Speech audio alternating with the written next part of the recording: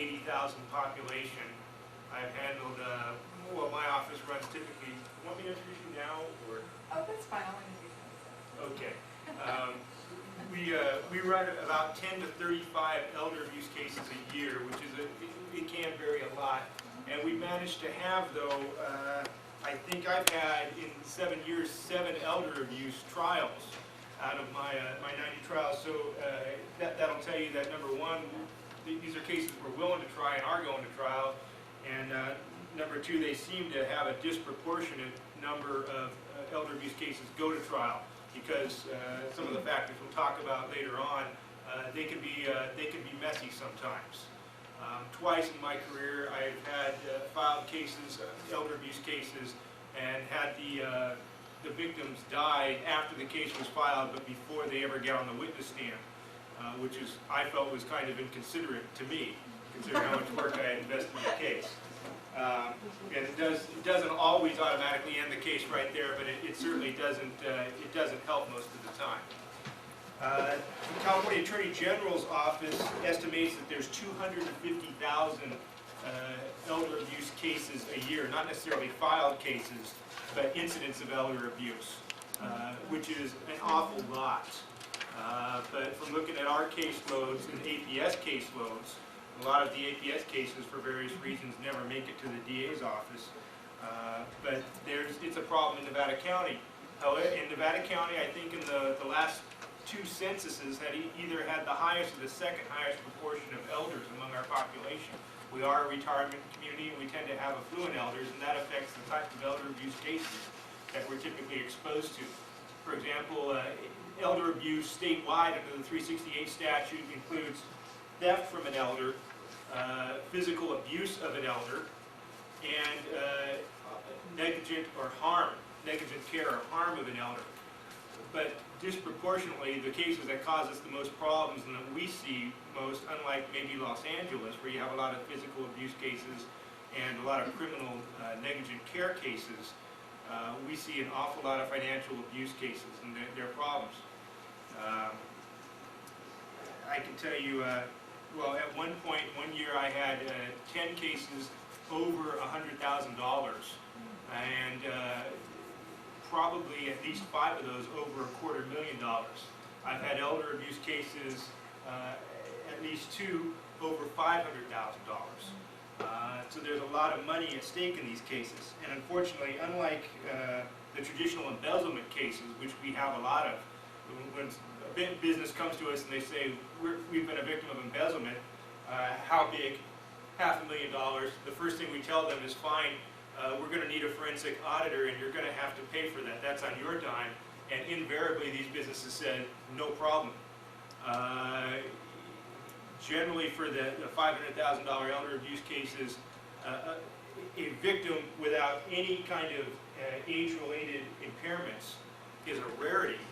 And a victim whose finances are in perfect order is unheard of for the cases I get. Usually their finances are a mess. And in these financial abuse cases, you have a series of accounts, joint accounts with the suspect, and then suspect accounts with money flowing in, money flowing back, money flowing out again, and disappearing. From a prosecution standpoint, it's a nightmare, but that doesn't mean that we turn a blind eye to it. Statewide, if you look at the profile for the financial abuse cases, they talk about warning signs. A lot of these cases done by relatives, and look for people with drug problems. That's true, and we've seen some of those cases, and they also talk about paid caretakers, and we've seen crimes by those paid caretakers. Being totally fair, I have to say that for those cases when we see them that fit that profile, they tend to be the smaller dollar cases. Where we see the big dollar cases, we have a disproportionate number of them being family friends who befriend the elder with a lot of assets. Victim profiles typically just transitioning into the point of their life where they need some assistance with living skills, but they're struggling to stay living on their own. The family friend steps forward because the children aren't living around, helps.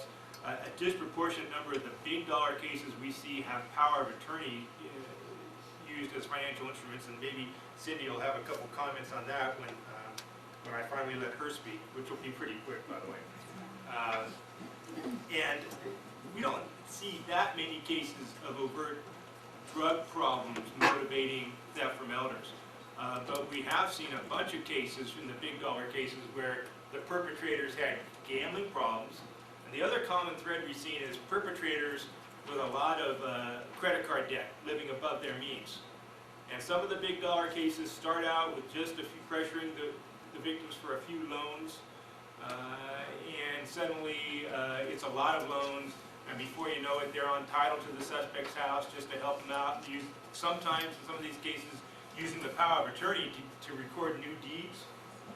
They're on all the victims' accounts, and even though they're on all of the victims' accounts with the power of attorney just so they can help them, for some reason they see a compelling need to move all of the victims' money from these joint accounts into their own personal accounts. And before you know it, the victims' assets, their life savings are gone. We can do, I'm going to talk about, hopefully have time to talk about a couple of other things that I lump in there with elder abuse. Construction scams, email scams, Nigerian scams. But before we do that, I think Cindy wants a chance to talk about some of the warning signs and some of their success stories with her financial institutions at stopping elder abuse cases. So, do you want to introduce yourself? Okay, thank you. I'm Cindy Colcassi, and I work with corporate compliance for Wells Fargo Bank. I actually was the lead on the project to implement SB 1018, which is the new California elder financial abuse law. And I thought it might be helpful. I'm going to share a little of what we went through in the bank. And then I do have some success stories, and I'll share a bit about how our training, how we trained our employees, and how amazing it was. I would say how employees stepped forward when they were trained and how they really took it to heart. So we have some, I have some very good success stories, and I think it will show you that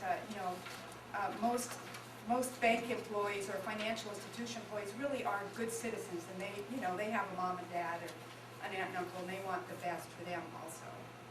So to start out, basically, and I think it'll help if I give you a little background. We started out, we were just going to do mandated reporting in California, and I will say there's 13 other states that have mandated reporting, which apply to Wells Fargo.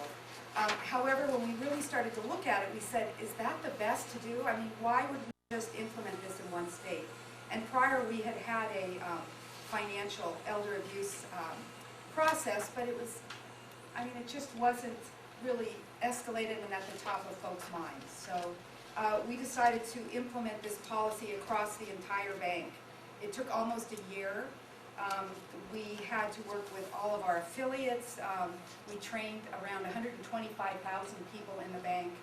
And we really wanted to use a customer-centric approach, because we wanted to say, we're doing this for the customer. I mean, it's not just for the bank.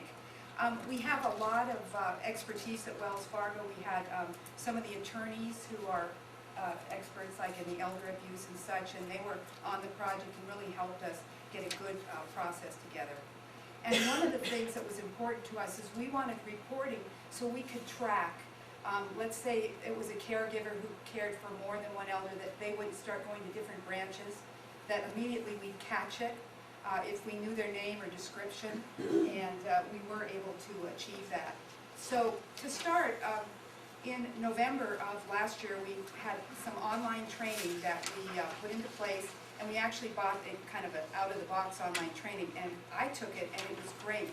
It gave a lot of red flags. It was very, it gave some true stories, and what we found is once that training rolled out, our policy actually wasn't going to implement until January 1st of 2007, and we had a centralized reporting group where they would be taking all of these, any reports we had. Well, within the week, all of a sudden we had reports surfacing to the point that we had to put in an interim process and already started reporting to Adult Protective Services across the U.S. So that was kind of an aha to us, in that in the past we had had some reports, but not the significant amount that we still are getting on a daily basis. Our centralized reporting group is made up of a number of very of experts that previously had worked on the, excuse me, I lost my train of thought here, who work on the conservatorships. So they're really familiar with the different states and the laws, and they really understand implications. So we have them working with the individuals in the different branches and credit card, our mortgage group, and everything goes through them, and then they work with the individual who had observed the elder financial abuse and then report it to Adult Protective Services. With the new law, we actually have to verbally report it and then follow up with a form and within a couple of days. And ideally, what we like to do is report something we observe within the hour if it's with a teller. However, this also applies to applications, of mortgage applications, phone conversations, even online. And we thought, well, are we going to discover much there? And the good thing is we did, and we're addressing it. The bad thing is I think in the past, we didn't realize that there was a lot that went on that if you really have an eye for it, you're going to catch it. Let's see. So our reportable incidents, we thought we'd get maybe a couple a day, and we've gotten, actually at this point we're running about quadruple per day. Now this is across the U.S., although most of them are California. And what we're finding is most times it is the tellers, and with the training, they're more observant when an elder person, and I know my mother's 89 and she hates to be called elder. You don't have to call her senior citizen, but when they come in, now the tellers are really, they will look and say, gee, she looks really nervous. Who's that person standing in the back over there? Or we even had one we observed where the teller happened to look out the window and saw a man help this elderly woman out of the car, and she came in and she was quite nervous, and the teller said, are you okay?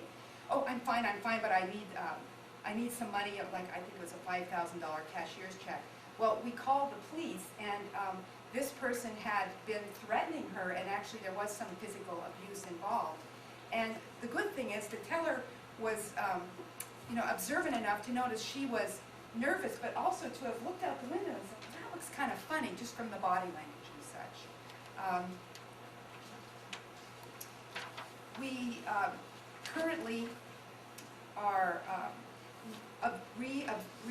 evaluating our process, and there are some things we want to improve. We're finding that sometimes the reports we've given Adult Protective Services, maybe Jim can speak to this, they weren't quite as, as detailed as they should be, so now we're working on that. I'm actually working on a task force with California Bankers Association, which includes Adult Protective Services and some of the district attorneys, so that we can really learn from them and they can learn from us, and then between all of us we can improve the process. Let me share some more success stories, because I think those are quite interesting. Recently we had a... well, those make us feel better than failures. And I can say one of the failures too, but one of these, it was a woman that called in. She had a trust account. She called into our brokerage, Wells Fargo Investments, to ask some questions, and she said, well, I want to change my trust into a joint account. And the representative on the phone said, oh, well, do you realize the implications? And then all of a sudden he heard a voice in the back, just do it, just do it. So he said, oh, well, do you want me to explain this to you? And he could see she was very nervous. And I mean, it didn't take us long to figure out. It was somebody in the background that was trying to force her to do this. Basically, we kind of withheld the paperwork, worked with Adult Protective Services, and did find out later it was the adult son who wanted to basically change it into a joint account, and I'm sure he would have taken all the money. And we actually dealt with the adult daughter, who was just, mortified that her brother would do this. So there's a success story. We had a recent woman, an elderly woman, who came into one of the branches, and she came up to the window and seemed quite nervous. There was nobody with her, but the teller noticed she had like black and blue marks all over her arms. So she kind of asked her, well, and she was withdrawing cash, gee, can I help you? is there anything I can do? Do you need like a cashier's check? And really started chatting with the woman and just thought there was something wrong. So basically she reported that to Adult Protective Services, and when they went to the woman's house, she was being physically abused in addition. I mean, the sad thing is it got to that point, but the good thing is that we reported it. Another one I'll share, maybe Jim can speak to this. We did have someone who, an adult daughter who unfortunately took a couple of $100,000 from her mother, and this happens quite often. Well, the mother really didn't want to acknowledge it, and so it finally worked out through the court that she was going to pay her mother $50 a month to pay her back. And you know, and many times elders, they don't want to acknowledge it. It might be a grandchild coming in who is maybe a college student and you know, maybe using their ATM inappropriately, stealing their credit cards, and the elder just doesn't want to acknowledge it. It becomes very tough at that point. Maybe you can speak to that. Not only are occasionally the elders inconsiderate enough to die on me, but more often than not, they'll recant. And it doesn't have to be if the suspect is a family member.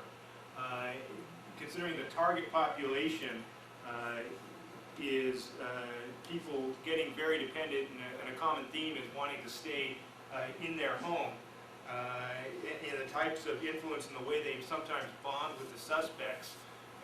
They'll tell one thing to the cops, but the moment the suspect is out of their house and they begin to think about it and think about how much they need the suspect, they're typically telling very sympathetic things to the suspect's lawyer and making all kinds of statements which can frustrate the prosecution and investigation of crimes. And that's one of the reasons why it's very important early on to have APS social workers or the victim witness. In this county, there's a victim witness unit devoted exclusively to elder abuse cases. To have people like that start, number one, finding alternative support mechanisms for the elder victims, and secondly, to assure them that cooperating with the government is the right thing to do, and just because the suspect calls them up from jail crying about how horrible the jail is, to not have a change of heart. Because I don't want to stereotype, but occasionally elders, as we get into our 80s and 90s, sometimes our priorities change. And our number one priority may not always be what's in our best interest. I watched it in my own mother-in-law, who was a highly educated woman with 2 bachelor's degrees and a school teacher up until the age of 70. But by the time she was in her mid-70s, she was a target for all kinds of solicitations. And my favorite one was this organization sending her letters telling that Bill Clinton was trying to amend the Constitution so he could have a 3rd term, and this organization needed her money. The thought of Bill Clinton having a 3rd term scares me, but it doesn't scare me enough to donate money to anyone. And I think if she was 30 years old, she wouldn't have fallen for that. But it takes a family member keeping tabs on her affairs to explain to you, Mom, this is a scam. And can I digress for just a moment? And I promise I'll come back to this. And it's actually at the very bottom of my agenda, but I just wanted to share a happy thought with you for today. I am so excited. I checked my email this morning from today and yesterday, and I have from the British Tobacco Board informing me that I've won $850,000. Why it's in dollars and not in British pounds, I don't know, but I'm sure when I get my check, they'll figure it out.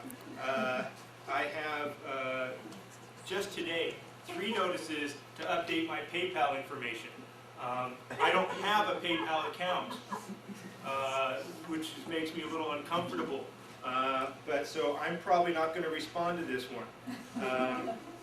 I have a solicitor, also from England, Bar Salik Alami, who also has likewise very good news, and they want me to provide my ATM MasterCard number so they can transfer my $850,000 refund. They have, and then I have some more serious news, my eBay account, and then these people from Fifth Third Bank, which you probably work with, right? They're a real bank, yeah. Well, then you can deal with it for me. I'm sure it's not from them, though. If you introduce your elderly friends and relatives and clients to the internet, it may not be a great thing. It's a wonderful tool, but sometimes too much technology is a bad thing. And make sure they understand that not just at any time anyone contacts them over the internet and wants to give them money, to turn that damn thing off. And anytime that anyone, and how often does Wells Fargo email their elderly clients and to ask them for their PIN number because Never. they've accidentally lost it? Never. Tell them legitimate institutions do not email you wanting your ATM number, wanting your account number, wanting your credit card number, not even wanting your date of birth and social security number, although those are pretty easy to get these days. So thank you for letting me digress. Well, let me share a few more stories. What we have noticed with our mortgage group is with reverse mortgages, which are great if they're used right and horrible if they're used wrong.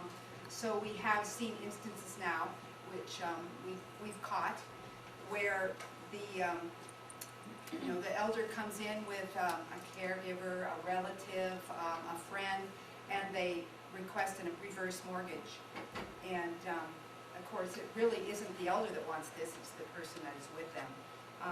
And we've also had some home equity loan requests. And recently, an elderly gentleman came in with a friend, a younger friend, and he said he needed a home equity loan. And the mortgage consultant could tell pretty quickly that this elder gentleman didn't know what a home equity loan was. So it became pretty clear quickly that it was his friend that needed this money and not him. I'm going to stress again how important the training is, and how our folks, it's how much more observant they are, and they really know the red flags. And then let me kind of go to the other side and say, not every grandson that comes in with his grandmother and she says, I'm giving him $5,000 to buy his first car. That's not necessarily elder financial abuse. And I know with some of our employees who really want to do the right thing, they have reported that, and then when you talk it through, some of them, the branch manager knew the family well, and they're like, no, I think that's fine. But the point is, it's not black and white, it's very gray, and you really, what we do is if it's a question, we just report it. Unless it's pretty clear that we know, no, that's not the issue, then we at that point we might let it go. But I know Adult Protective Services wants us to report everything. Another thing, and maybe I'll bring it up to you, that it can be black and white, or excuse me, it can be very gray. So we'll have someone call up, let's say it's a 75-year-old woman, and she says, God, you know, I lost my credit card. So, is that financial elder abuse, or did she lose her credit card? So we try to get the whole story. Now, if maybe a caregiver just moved in with her, and all of a sudden that happened, we might say we're going to report it. But if she said, you know, I was in the store, and God, I was in Macy's, and I think I left it at the counter, well, then we'll have our fraud group follow up, unless it really looks like, you know, it would be financial elder abuse. So I guess my point is, it's a real kind of a balance. I don't know if you have a comment on that, Jim. Well, the one thing I wanted to comment on is if we're going to diss all these salesmen for their reverse mortgages, we might as well spend just a few seconds dissing all these predatory annuity salesmen. Maybe, possibly, probably there's someone somewhere, some elder who benefited from one of these annuity scams. I haven't met them, and they're probably long since dead. But a lot of times they invite these elders in for, you know, promises of free financial planning lunches, and every elder I know likes a free lunch, and especially the ones where they get to keep the little organizer with the calculator built into it. But within a you can keep the organizer as long as you don't buy the annuity. And when you fill out the little form to get your free organizer, they will, at a minimum, be calling you up and probably be showing up on your doorstep and telling you why you need this annuity and selling you the reverse mortgage along with it. So that was my digression again. I know, with annuities, again, it's, certain products are good for certain people, and I know there is abuse of annuities. I will tell you, the SEC is really looking into that, and it's becoming a regulatory issue. So I can tell you that going forward, that financial institutions will certainly be more cognizant because of the regulators. So, but I also want to say that, many salesmen are good. I used to be a full commission stockbroker, and I can tell you I never sold anything inappropriate.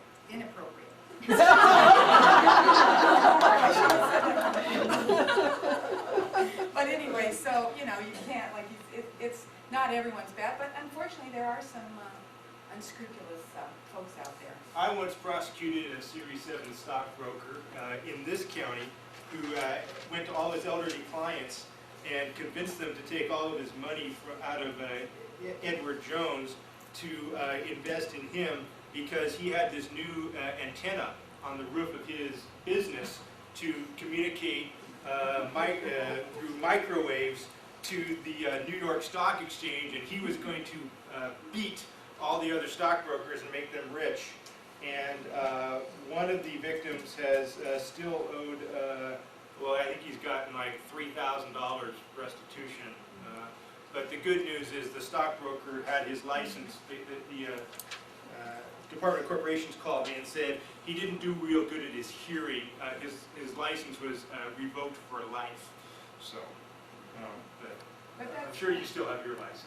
I actually do not. I don't use them anymore, but they're part of my certification as a compliance. But yet, that's a fiduciary relationship, and that's not the only case we've seen of someone's financial counselor engaging in improper conduct. But I can't say that for as many elders as we have with as much money, as much financial planning, at least the problem here isn't as bad as it could be. And most of these people, maybe they engage in a little churning, but they're not. Most of the people in the business are not engaging in overt theft. I know Jim had mentioned to me about power of attorneys, and that's certainly can be a big red flag. If all of a sudden someone comes in, especially if it's it's a elderly woman or man all alone, and the neighbor down the street befriends them, and all of a sudden they're their power of attorney. And I actually I participated in a training where we had the DA from Alameda County, and she told some really sad stories of power of attorneys and how literally, they just can wipe people out. And so I'm sure that is really it's something that we're trying to be more cognizant of at the bank. Really, all the paperwork we look at when people meet with people, check the body language, really think about this. Who is this person? And unfortunately, sometimes you just can't tell, and things happen. But let me give you an example out of the real world, a conversation that like a lawyer might have with their own client, because I see a couple of lawyers in the audience. If your client tells you that so-and-so has their power of attorney, and you ask them, where's your checking book? Well, it's right here in my own account. Why on earth someone who still balances their checkbook has to have their gardener with a power of attorney for their account? I don't know.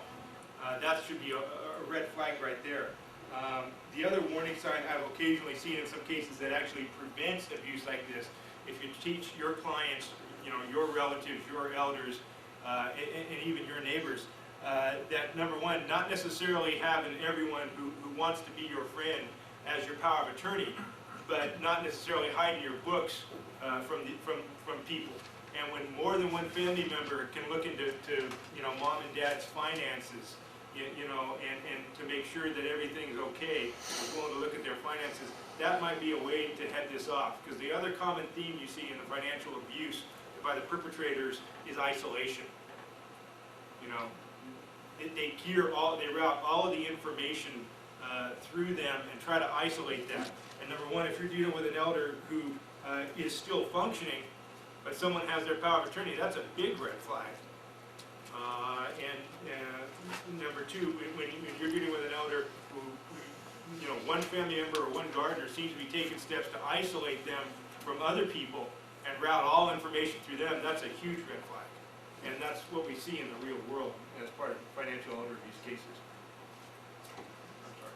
No, that's fine, I think it's, one thing, and I kind of wasn't sure if this was a good place to bring this up, but I'll bring it up, maybe Jim can comment to it.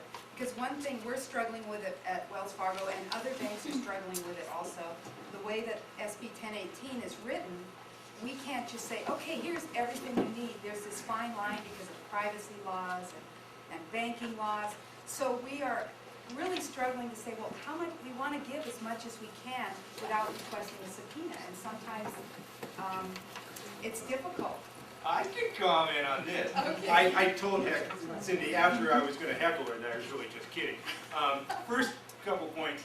The bankers didn't universally embrace this change the legislature did to include them as mandatory reporters.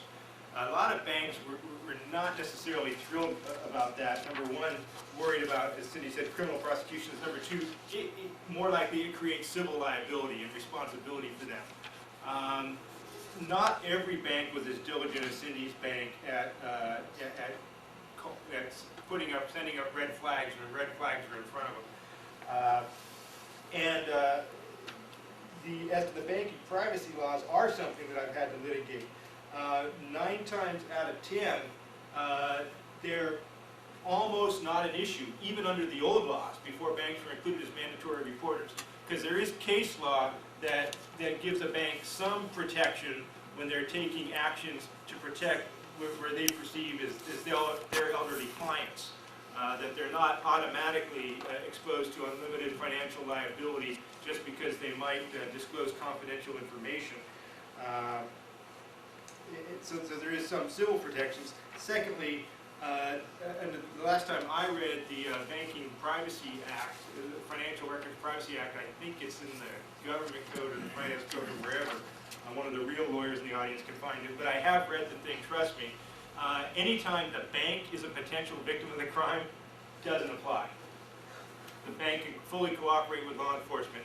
And 9 times out of 10, when there's financial elder abuse going, you can spin a situation that the bank might financially be a victim in this too.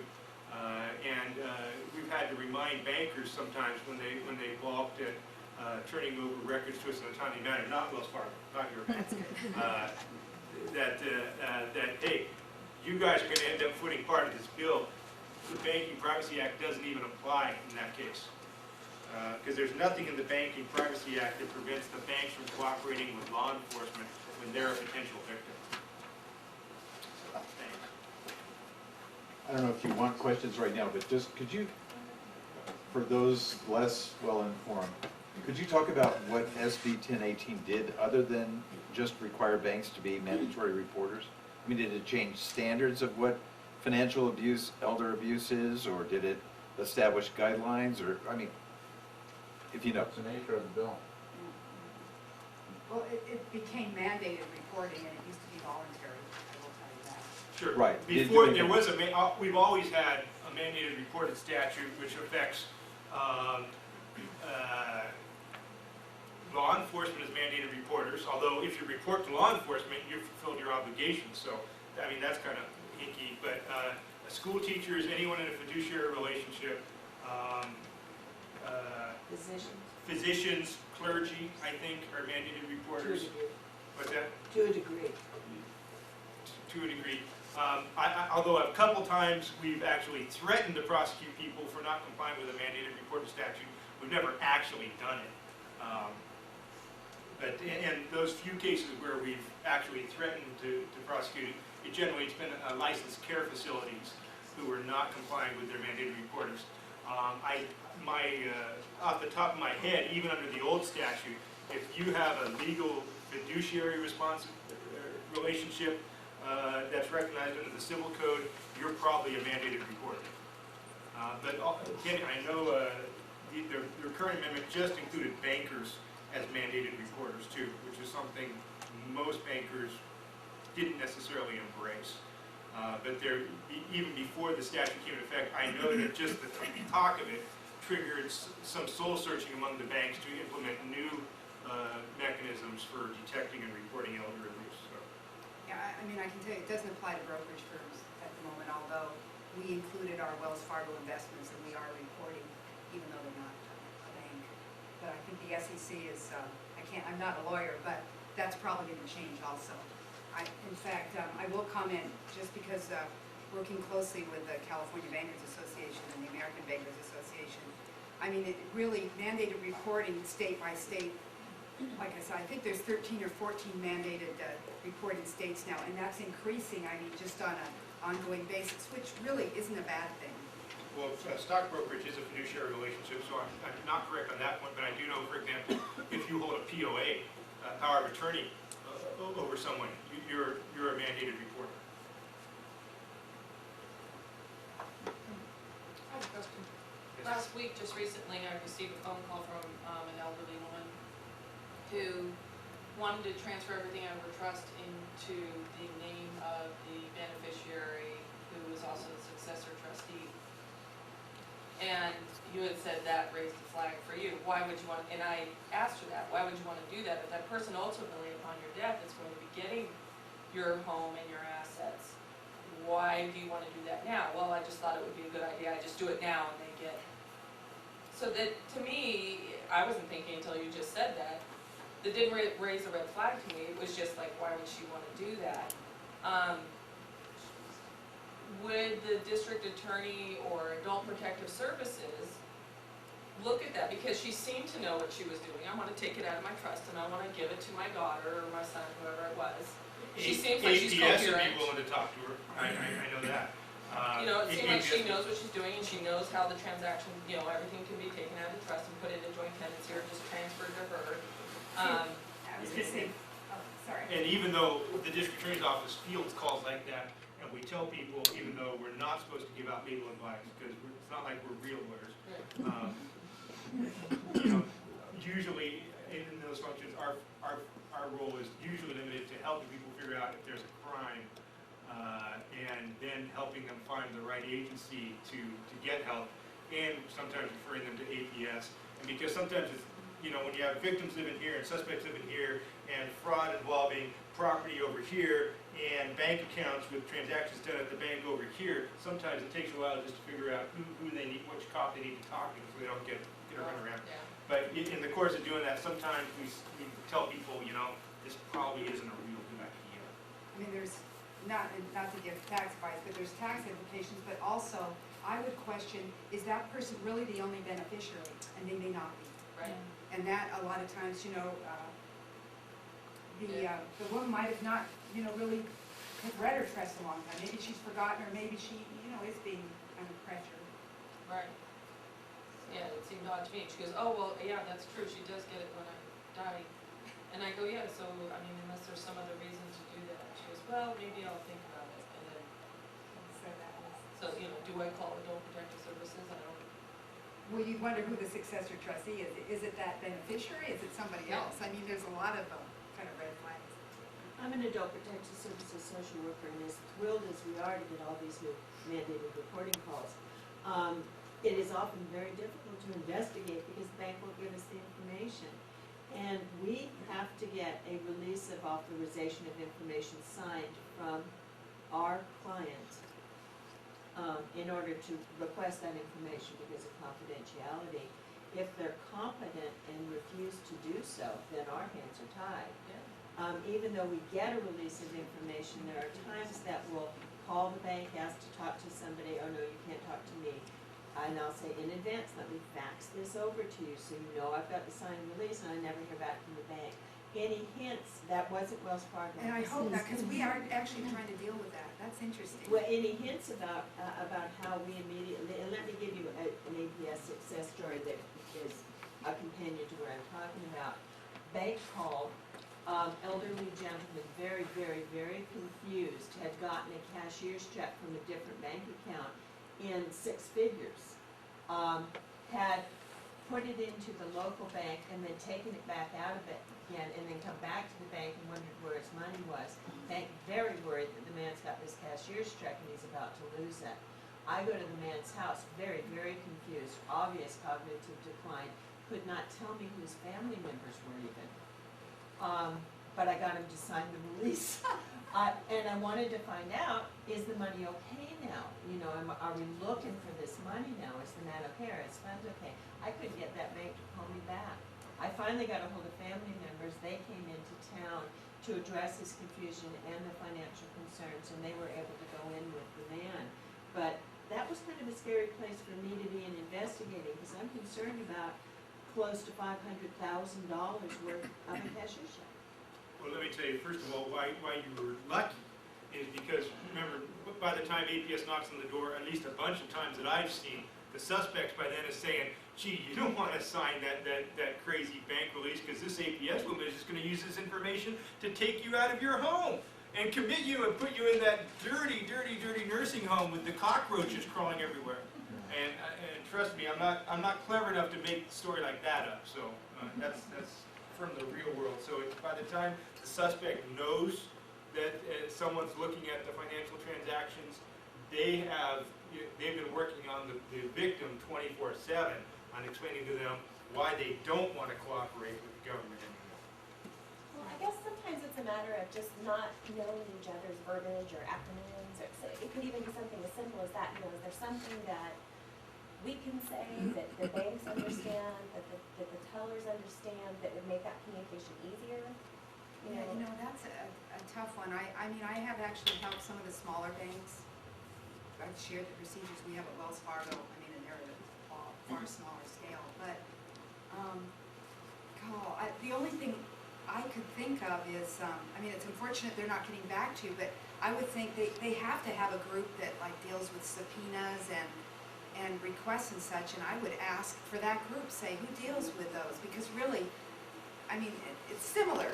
And that's actually how we're going to deal with it at Wells Fargo, and that would be my And we suggestion. do go to that extent for asking for legal department, but often it can take a very, very long time to get calls back again, and we've got an immediate issue. And so my question is, what else do we need to do to give a sense of urgency to this? Boy, Okay. you know, I wish I'm kind of stumped there. I'm happy to give you my card, by the way, and check Sure. it later. But, yeah, and I mean, Yeah, because there's not a court case to do a subpoena with. Exactly. Not It's a yet.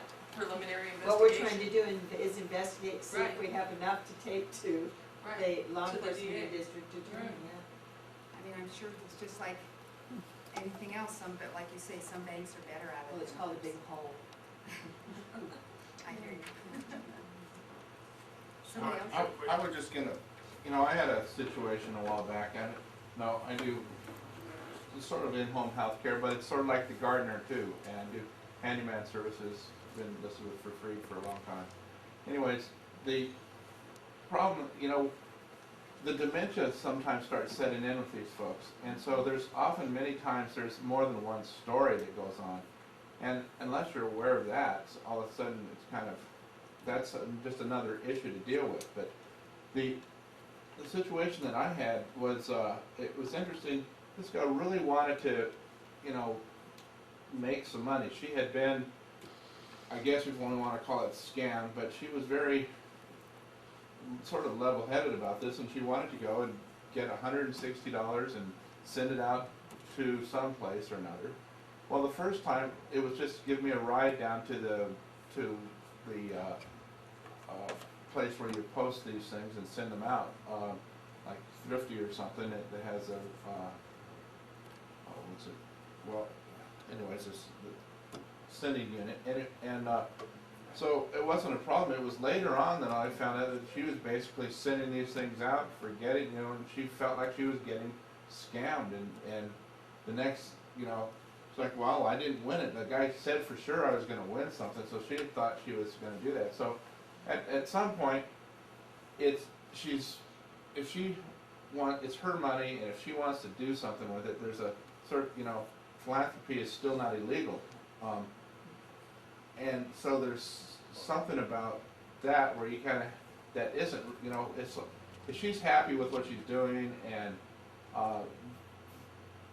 otherwise she's sitting in her house all day long, not doing anything anyways. I mean, so it's sort of like it's her money, let her do what she wants to with it.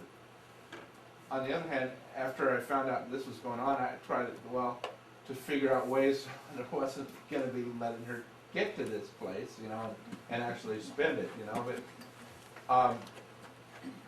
where do you draw the line on something like that? I mean, what's really, you know, abuse and what's not? See, and that's the gray, because they're really, I can't think of a black and white, I mean, in that sense, there's others that are definitely black and white. Well, when you're talking about $100,000, that's a little different thing too. I mean, that's a, Well, I mean, I can tell you a story about my own father, and this is about 10 years ago. He had bought a mutual fund, and he's 93 now, and he has dementia. So that's when he was kind of going downhill, and and a broker called and said, well, I want you to put $100,000 in this fund, and it's a back-end load. And to speak to that, usually there's a break point at $100,000, and you would never do a back-end loan because the fees are a lot more, and the broker gets a quarterly 12B1 fee. So my mom happened to mention it to me. I'm like, what? So I said to my dad, Dad, you don't want to do that.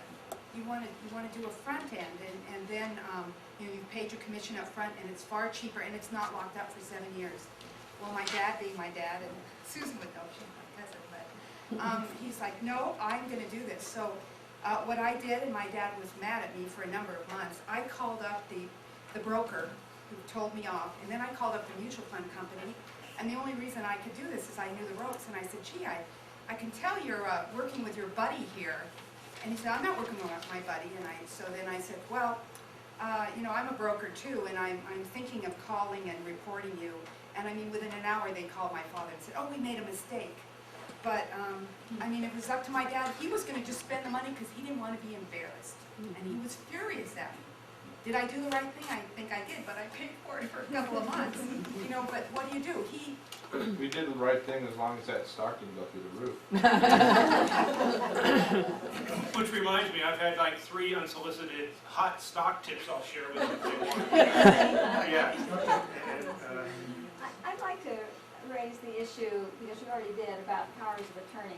I'm a lawyer and I've worked in doing estate planning and probate for 30-some years, but the power of attorney always is an issue. Generally, what we did in our office, if we were doing revocable trust, which we usually were, we would do the wills, we would do the powers of attorney and advanced health care directive. So the person is competent at the time. And initially, we always made these what were called screening powers. So they would only be effective if the doctor signed a statement, or 2 doctors, however you worded it, saying the person could no longer manage their financial affairs. Well, that worked until we needed them to be used.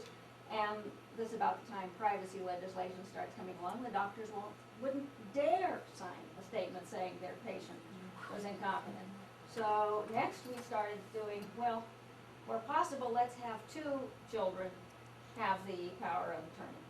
And then we ran into banks, and I won't say what bank I think it was. Bank called and said, we won't work with 2. One of them has to resign.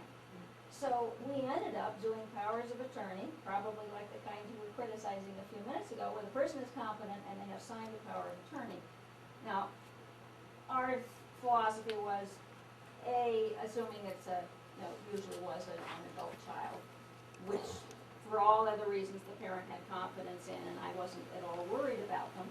And the parent kept the power of attorney, would require the original, would require some work to get at it. So it was there if needed in the future. But I guess my question is, given the problems, the potential problems on powers of attorney, what alternatives do you recommend? Because for people with significant financial resources, not all of which are going to be in their living trust, you do need something that's workable when they start to decline.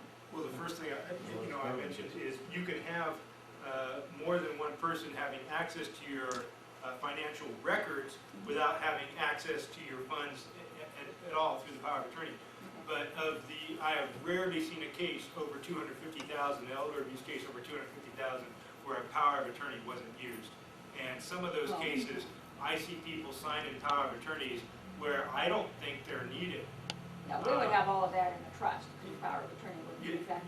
Yeah. You know, I mean, if the elder is paying their own bills, you know, and still balancing their own checkbook, which not every elder can, and I don't always balance my checkbook. But, so that's not the bar. You know, maybe just getting that power of attorney should be a red flag. Or maybe keeping it someplace else, you know, so Well, that's, like you were saying, if the power of attorney is kept at the attorney's office, or We some, don't want 'em. some other, well, it could be kept at some other trust account or something, I don't know where, but a third party, might. You know, and the other thing you need to start communicating to these people is, you know, I haven't seen too many cases of abuse by professional fiduciaries. So, you know, when your clients or your friends or your relatives reach the point where they need help and you can't give it to them, either you can't give it to them period or you can't give it to them cost efficiently, you know, you need to think real carefully about who you get that power of attorney to. Because, you know, professional fiduciaries charge that there's very few cases of them involved in, you know, overt theft that I've seen. And they've got to be the ones getting the most scrutiny. Are those power of attorneys ever revocable? They're Or all are they revoked. permanent? Oh, yeah. I have a basic question here. When there is somebody, average citizen, gets some information or knowledge that leads to a suspicion of financial abuse, is it best to call APS first or law enforcement first? It depends on how acute your information is. If it's evidence of a crime in progress and you're But the very average person sure, doesn't know. you know, go ahead. If you're really not sure and you just have concerns, I'd start with APS. Because law enforcement doesn't necessarily, they'll do welfare checks without a lot of information, but they won't start pressing people and sit down with them and make an appointment and look at their financial records and question them about their relationship with someone, because they just have too many calls. So, I mean, if you don't have anything really concrete, I would start with APS. You just have some warning signs and some red flags. So that leads to the question to the APS people, how quickly are they able to follow up? We have to within 10 days. I would say our experience at the bank is, they're very good about it. Which doesn't mean that it wouldn't be sooner, but we Yeah. haven't mandated 10-day response. And the other thing about going to APS is, you know, you're calling them with your concerns and you're saying, well, it looks suspicious, you know, I'm not sure there's a crime there, but they may already have had a previous open file on the person that they closed, and that might get something, move something up to a higher priority. They may have another call regarding similar conduct that's just been waiting for a social worker to go out there, and they say, well now we can't afford to wait longer.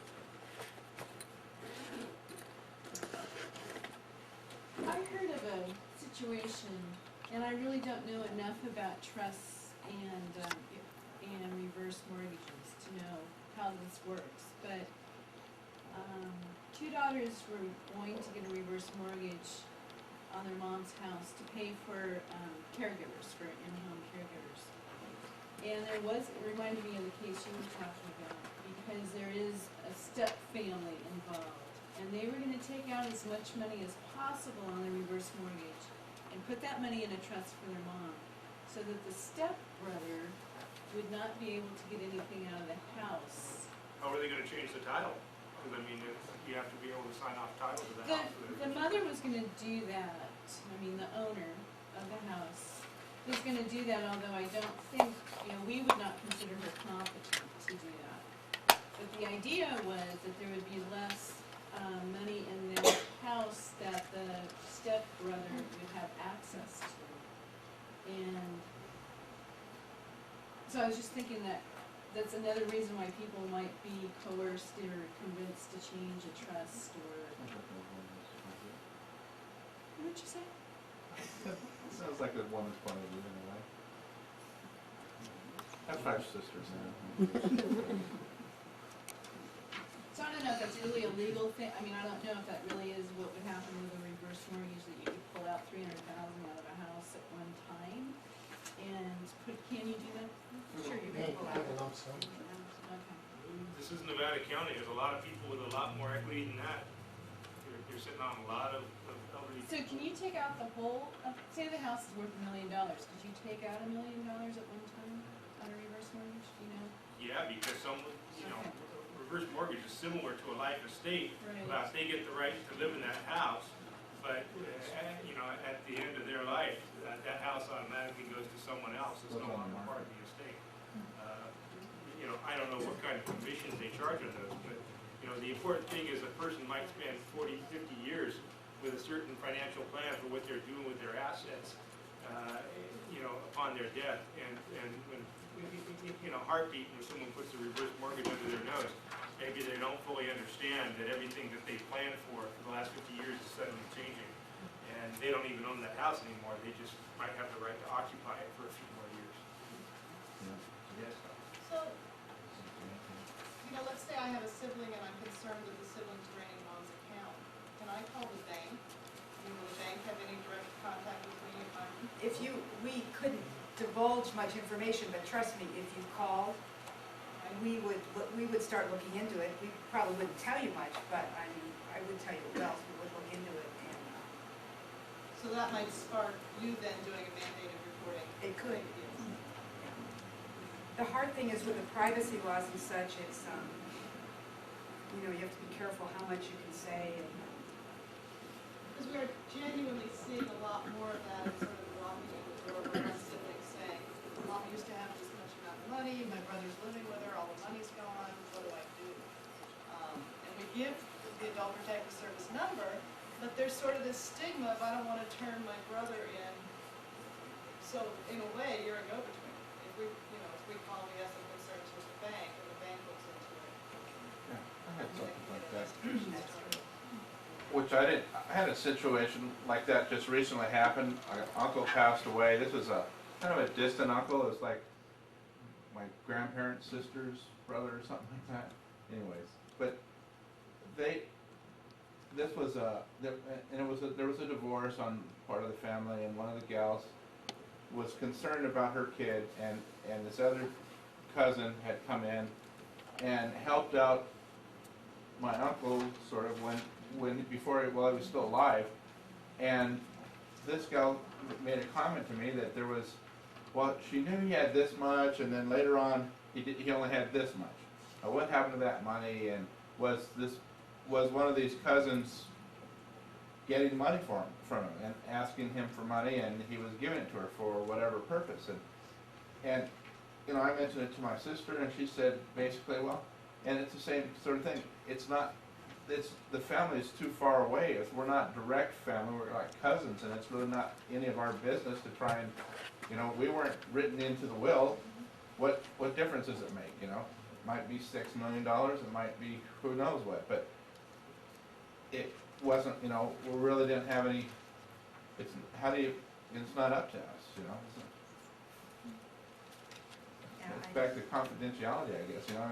I can't go and find out about it as much as I would like to know. It's not. I mean, is your experience where you get a lot of wild goose chases where a sibling is jealous of the other one? Mama likes that sibling better than the other, and something's going on. Money's disappearing, and I'm not gonna get my due. I don't get any wild goose chases, but what we do get is situations where the complaining party is almost as bad as the perpetrator they're turning in. That's, Even though there really is a crime there. And of course, I've gotten some that for, you know, whether murkiness of records or bad memory or uncooperation of the victim, never become a real nice, clean, viable, prosecutable case.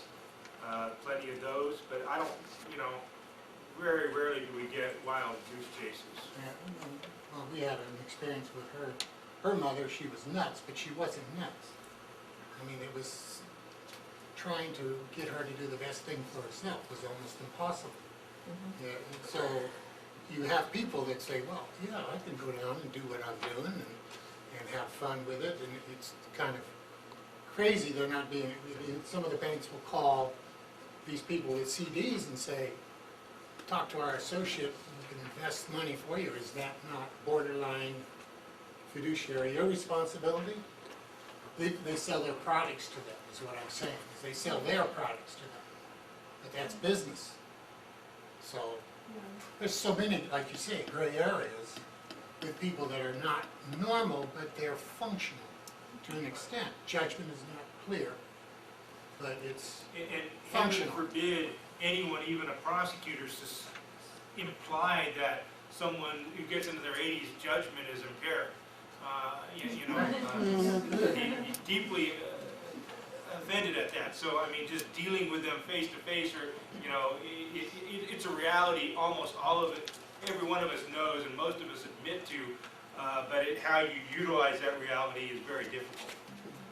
I So, mean, one example, I did a case for $250,000 produced via power of attorney, and the victim testified, and her doctor testified she had Alzheimer's, and she didn't know what year it was, she didn't know who the president was, she knew what year she was, she knew who the suspect was, and she said, I don't remember what I said in those conversations, but there's no way that I told him he could take $50,000 out of my bank account with my ATM card. And by the way, I don't even think I have an ATM card. So that case wasn't so tough, but some of them, they're not always that easy. I will say there are instances at the bank, and I've spoken to other banks, where the bank will try to do the right thing, and then the elder will close their account and leave the bank because they're insulted. So, I mean, again, it's difficult. I have one more question. I had a situation, two successor co-trustees, sons. Younger son says to the older son, you go ahead, pay all mom's bills, mom's, getting Alzheimer's. Go ahead, go over there once a week, pay the bills. And, you've got all the time, you're retired as well, so you can do all the taxes. And later on, mom passes away, and younger son says, okay, so how much is in the account? She has all these rental properties. Well, it's all gone. And he goes, what do you mean it's all gone? She's got properties in LA, she's got properties up here, money's coming in. Her care didn't cost that much. I can answer that. And Is that son, that successor trustee that didn't, the older one was paying his own bills out of mom's money, his credit cards and everything. The other successor trustee, they both have a fiduciary responsibility, so now are both of them, because he had a fiduciary responsibility, make sure the older son didn't do all of that thing. Are they both guilty of? Here's the quick, easy legal analysis, okay? Even though I don't claim to be a real lawyer, the first remedy is to demand an accounting, because you said he's a trustee, but I think he's also a trust beneficiary, right? Right, they're both. Okay, as a beneficiary, you have right to demand an accounting. And if you don't get the accounting, at least in the civil arena, not necessarily in the criminal arena, but that creates some negative presumptions in your favor, in the person, the one who doesn't even get the accounting and all the money's gone. That's a big problem, at least in the civil arena. From a criminal standpoint, if you have enough money missing so that any cop or prosecutor looking at it says there can't be any viable, reasonable explanation for where this $250,000 is, and especially when you're talking about liquidating property assets, that's enough to have law enforcement's attention. And maybe it'll become a criminal case, but you have tremendous civil remedies. And sometimes to speed things up, because the moment the cop knocks on a suspect door in a big case, a lot of them clam up. Sometimes they say, oh, it all went to bills, I'll get you the receipts. Sometimes they say, no, talk to my lawyer. Sometimes we've kind of told the third person, well, they're probably just going to take the fifth, but you could demand a written accounting and see how they respond to that, and then we'll have the cops go talk to them. So sometimes that's a useful tool. But what you said happens more often than we care to admit. It's only the biggest cases that we can really worry about. But there's always civil remedies. You can always demand an accounting. Thank you both for your time and coming, and I realized it's a greater area than I thought it was when we started. It is really nice to know that it is something that's come to the attention of both law enforcement and prosecution of the banks. We're talking about gray area. Let me tell you about one change in the law from last year to what we closed on. Everyone's heard of the theory of undue influence. it's a theory that appears in the civil code, and it was occasionally used as a criminal prosecution in case District Court of Appeals struck down its use in criminal cases. But basically, just to let you know, the perfect scenario it applies to is competent, otherwise competent victim who meets the standards for being able to consent to legal transactions that may not be in their best interest. In this particular case, his buddy said, whose buddy happened to have been a graduate of Bolt Hall, the highest ranked law school in the country, although for some reason he never passed the bar, told his friend that I'm going to quit driving you to your medical appointments if you don't loan me $50,000. This person was someone who graduated with honors from law school, even though the court ultimately they prosecuted that based on the theory, because of course he gave him the money, he got a conviction. District Court of Appeals says the victim's not incompetent. He can consent. You know, clearly he was a vulnerable victim, and that was exploited by the suspect. This is only a civil case. That this theory, and of course he still might have a wonderful civil case. But that's to let you know how tough it is when you're dealing with victims who are past the straight face test for being competent, and you don't have overt theft going on. You've got pressure. These are horrible situations from the government and for banks.